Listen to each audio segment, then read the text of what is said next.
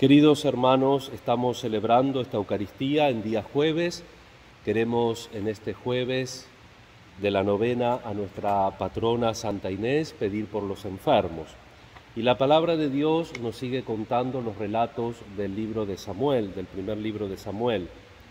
A Saúl, que estaba lleno de complejos y depresiones psicológicas, solo le faltaba escuchar el cántico que nos trae hoy el relato de las muchachas, estas muchachas que están un poquito deslumbradas con David.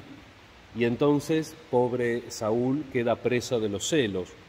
Por otra parte, bastante explicables, porque David tenía más carisma y se estaba mostrando como un buen líder militar, no solo en su duelo singular con Goliat, sino también en otras acciones que se le habían encomendado después.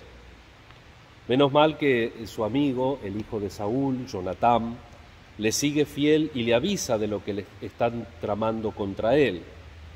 Más aún, Jonatán logra convencer a su padre de que abandone ese plan y prometa respetar la vida de David. No acabará ahí el conflicto porque Saúl es muy voluble de carácter, pero en esta ocasión pacifica. Jonatán hace de buen mediador. Son historias muy humanas, de amistad y enemistad, de celos. También a través de ellas escribe Dios la historia. David queda siempre en buena luz a pesar de sus fallos, con cualidades humanas que atraen la amistad de hombres y mujeres, con un corazón grande que le llevará a perdonar a Saúl, su perseguidor, y con una gran fe en Dios, a quien a pesar de sus pecados intenta seguir toda su vida. En el Salmo hemos puesto en boca de David estas palabras: me atacan y me acosan todo el día, pero en Dios confío y no temo.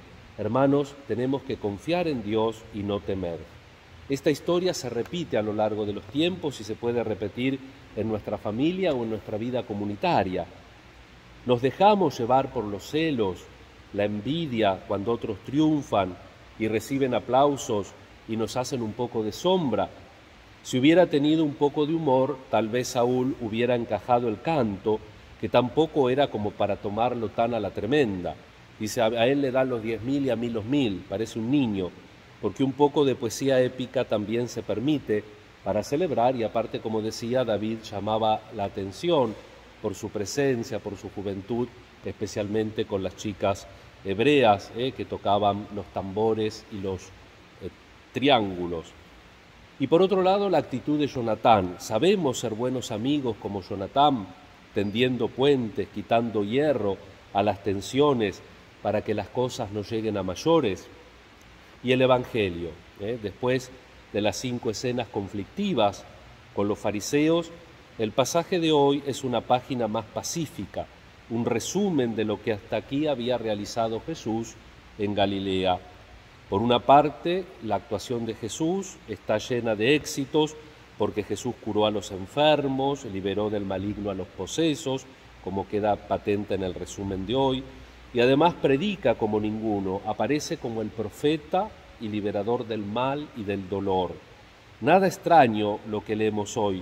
Todos los que sufrían de algo se le echaban encima para tocarlo. Pero, a la vez, se ve rodeado de rencillas y controversias por parte de los enemigos, los fariseos y los letrados, que más tarde acabarán con él.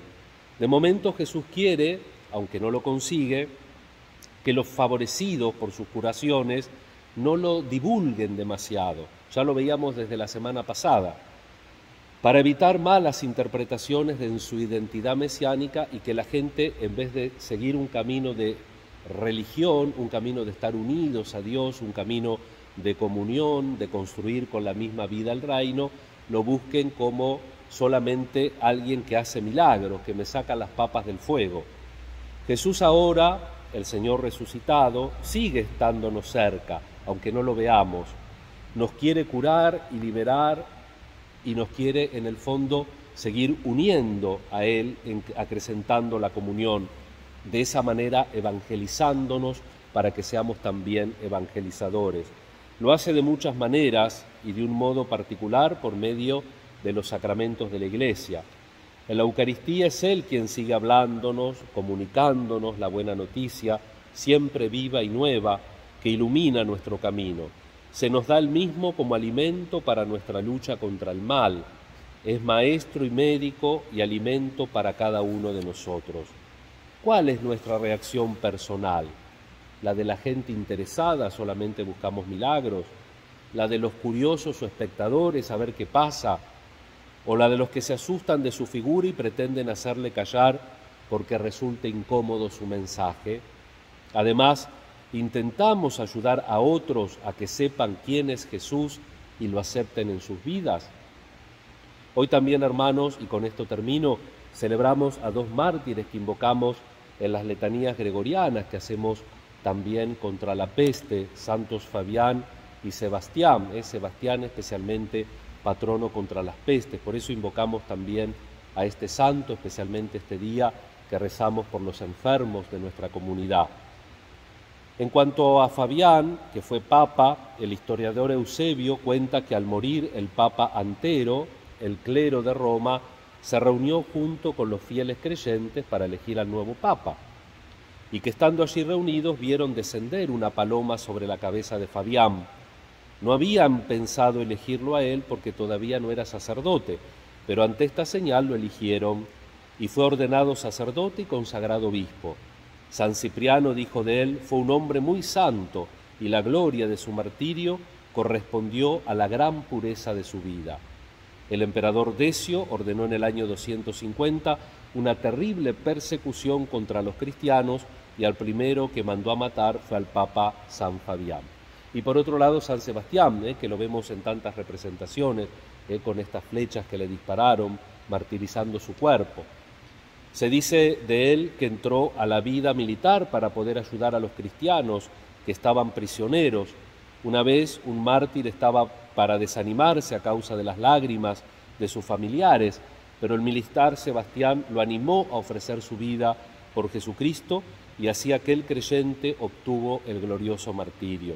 Dicen los antiguos documentos que Sebastián era capitán de la guardia en el Palacio Imperial de Roma y aprovechaba ese cargo para ayudar lo más posible a los cristianos perseguidos.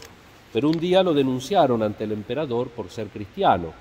Maximino lo llamó y lo puso ante la siguiente disyuntiva: o dejar de ser cristiano y entonces ser ascendido en el ejército, o si persistía en seguir creyendo en Cristo, ser degradado de sus cargos y ser atravesado a flechazos. Sebastián declaró que quería ser servidor y seguidor de Cristo hasta el último momento de su vida. Y entonces, por orden del emperador, fue atravesado con flechas.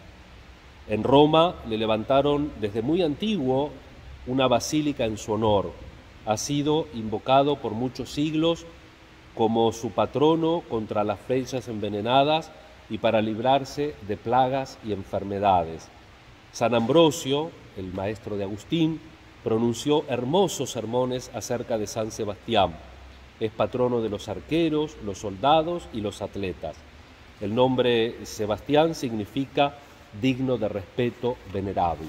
Hermanos, escuchando la lección del Evangelio de hoy, de la palabra de Dios de hoy, escuchando y sintiendo la intercesión de santos como Fabián y Sebastián, unámonos nosotros en la oración, en la Eucaristía, y pidamos la gracia de ser testigos del amor, de la misericordia del Padre, sembrando con nuestra vida el Evangelio. Que así sea.